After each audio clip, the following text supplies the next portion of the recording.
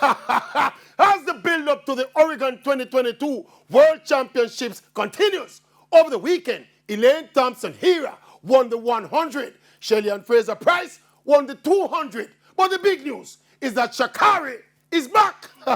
Sub 11, second place to Thompson-Hera. With all that she's been through in her personal and her professional life, I saw some toughness exhibited in this race that I never knew she still has. Yeah, man, Elaine was gone, out of class, 10:79, cruising. But otherwise, it was a very strong field with at least 3 other Olympic finalists.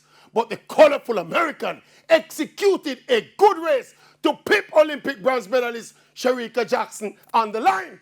Both given 10.92, and that's another story.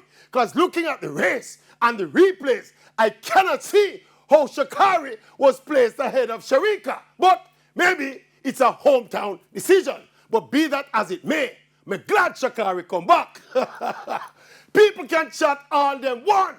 I think the sport is more exciting with Shacarri in the business. She has a few weeks to get her time back down to 10.7 or even down to 10.6 to test the Jamaicans. So welcome back, Shacarri.